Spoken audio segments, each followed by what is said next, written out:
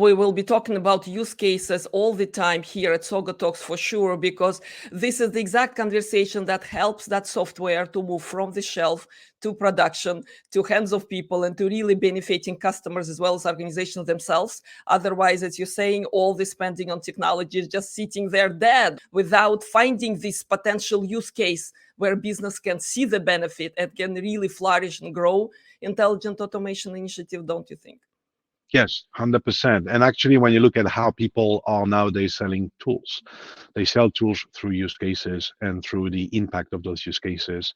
They even open the door without, having to talk about their tools. I mean, that's a smart way of doing that. And by, articulating the top most important use case for a given vertical, a given industry, a given department, a given situation. This is absolutely critical, right?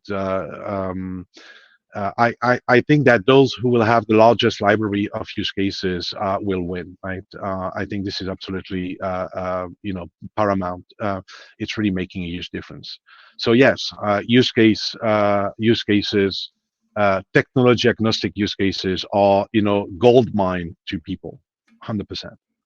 This is great. This is great to conclude our conversation. I would like to ask you there, Olivier. So thank you very much for your time. This is amazing. I'm having fabulous time discussing technology and technology agnostic approach. All right. But in conclusion, can we please maybe share a few takeaways? Okay. Because we talked about models. We talked about different phases and initiatives. We talked about use cases and shiny technology out there. All right. So few key takeaways that you want this conversation to be remembered by.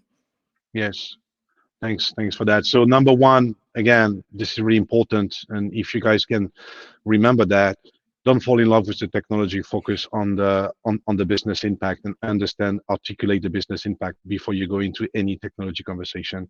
Number two, don't focus on just building stuff. Make sure that you understand, upstream what needs to be done, and downstream how you are going to support it, because this is a new digital workforce ecosystem that you are going to embed in your company, and it has to run, it has to basically deliver, and you cannot afford to have those robots stop. So this is the two really important things. And then I would say the third here is think about challenging how you interact nowadays with your partners, right? So again, if partners are selling you licenses, subscriptions, and people effort, I think you should be challenging and starting to move towards what I call an outcome-based model, because I believe that will really change how you collaborate, and it will really de-risk a lot of your projects. So for me, those are the three things, right? If you do those three things, I think the way you are going to approach technology projects is going to be